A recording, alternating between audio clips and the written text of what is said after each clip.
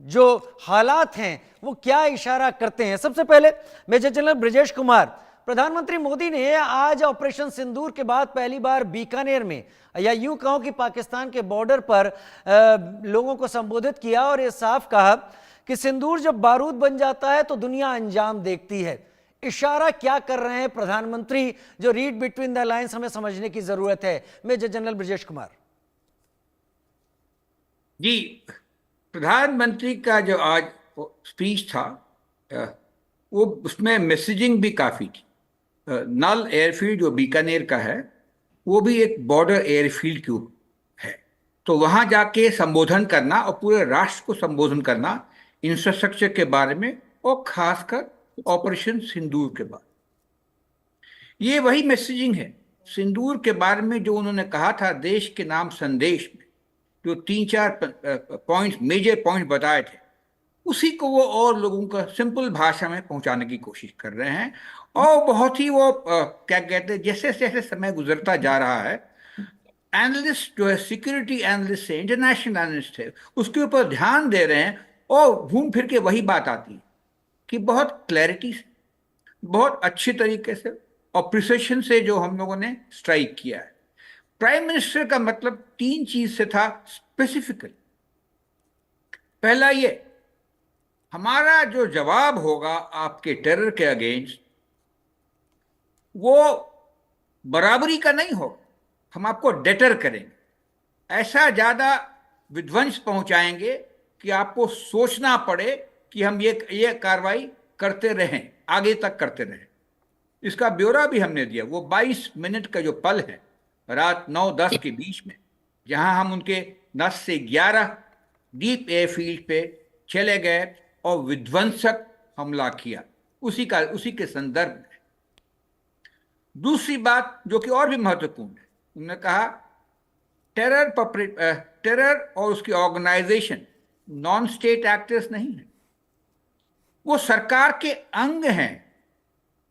और वो लोगों ने देखा है, दर्शकों ने देखा है कि जब 7 की रात को स्ट्राइक हुआ था पहले दिन, और जब हम लोगों ने जो टेरर कैंप्स नष्ट किए थे, मुरीद के हो, भावलपुर हो, चक अमरू हो, सियालकोट हो, या 5 जो थे पाक ऑक्यूपाइड कश्मीर में, काफी मात्रा में टेररिस्ट मारे गए थे। और उनके जनाजे में बहुत सारे पाकिस्तान आर्मी के senior officials, major generals, brigadiers, colonels मौजूद थे। तो ये नेक्सस बड़ा क्लियर आता है। वैसे भी हम देख रहे हैं आजकल की लड़ाइयाँ में प्राइवेट आर्मी का योगदान है। अगर हम रशिया और यूक्रेन की बात करें, चेचन आर्मी, वागनर आर्मी, ये सब प्राइवेट आर्मी थी, वो रशिया की तरफ से लड़ रही थी। तो पाकिस्तान भी इस टेरर ऑर्गेनाइजेशन के मदद से पिछले कई दशकों से हमारे यहाँ प्रॉक्सी वॉर करता आ रहा है। हम लोग सब ने ये भी देखा है कि मुआवजे के तौर पर हर एक जो व्यक्ति शहीद हुआ है टेरर का, वो 1-1 करोड़ रुपए पाकिस्तान सरकार दे रही है, करीब 14 करोड़ का इनाम बांट रही है। तो इससे भी ज्यादा कॉम्प्लिसिटी है, कोई आवरण नहीं रहा।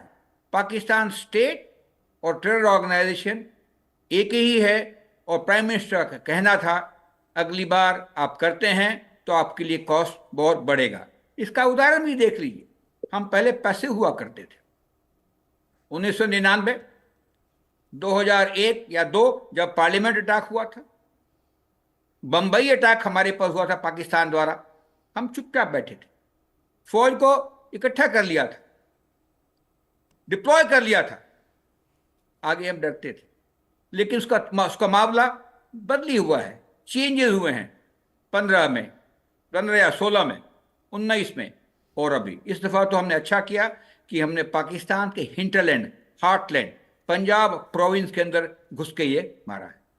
और तीसरी बात उनकी वो थी, ये गीदड़ भक्ति थी कि हमारे पास न्यूक्लियर पावर है, हम कमजोर हैं, अगर आप अटैक करोगे तो हम उसके ऊपर न्यूक्लियर अटैक करेंगे। इस न्यूक्लियर ब्लफ कहना पॉलिटिकल लीडरशिप की, हिंदुस्तान के पॉलिटिकल लीडरशिप की बहुत बड़ी कामयाबी है। उसका रिस्क लेते हुए अपनी सेना के अंगों को, आर्मी हो या नेवी हो, और खासकर एयरफोर्स, कहना तुम जाओ और डीप स्ट्राइक करो अंदर, ये बहुत कुछ दर्शाता है। ये मैच्योरिटी ऑफ हाईएस्ट ऑर्डर है। और उसके बाद स्ट्राइक करने के बाद में सबसे ज्यादा जो चीज है, जो उन्होंने उसका जिक्र नहीं किया लेकिन बाकी एनालिस्ट कह रहे हैं, स्ट्रेटेजिक रिस्ट्रेंट। जो क्या कहते हैं, लड़ाइयां छिड़ती हैं तो एस्केलेशन होता है। एस्केलेशन डोमिनेंस को मैनेज करना बहुत ही पेचीदा, बहुत ही आर्टफुल चीज है। उसका परिचय हम लोगों ने दिया है, हमारी स्ट्रेटेजिक लीडरशिप ने दिया है, हमारी पॉलिटिकल लीडरशिप ने दिया। मार के आया, फिर कहा ओके ये आपको सबक दे रहे हैं। पहली रात को भी यही किया था, दूसरी रात को जब जवाब आया जिसका हम वेट कर रहे थे, तो तीसरी रात को ऐसा मारा कि उनको समझ में आ गया और बातचीत उनके यहां से हमारे पास में आई। हम बात करना चाहते हैं, हम सीज फायर करना चाहते हैं, हम लड़ाई आगे नहीं रखना चाहते। तो ये 3 बहुत बड़े मुद्दे थे क्या कहते हैं टेरर के मामले में। अब जो हमारे प्राइम मिनिस्टर साहब ने कहा, हाँ, ये एक बहुत बड़ी जगह लाकर आपने बात को यहां पर मोड़ा है कि बातचीत की बात पाकिस्तान डीजीएमओ की तरफ से शुरू हुई, लेकिन क्या ये बातचीत उस वक्त होनी चाहिए थी? क्योंकि स्ट्रेटेजिक एक्सपर्ट क्या सोचते हैं, देश क्या सोचता है, हालात क्या दिखाते हैं, वो शायद कुछ अलग रुख ले रहा था। मैं आलोक मेहता सर का रुख करूंगा। आलोक सर, वर्तमान संघर्ष को अभी हार जीत के पैमाने में आंकना थोड़ा सा मुश्किल होगा कि हम उस पर आंकने लगे, लेकिन भारत ने क्या मैसेज दिया है पिछले कुछ दिनों में, जो पाकिस्तान जो अभी विक्ट्री परेड निकाल रहा है उसकी गवर्नमेंट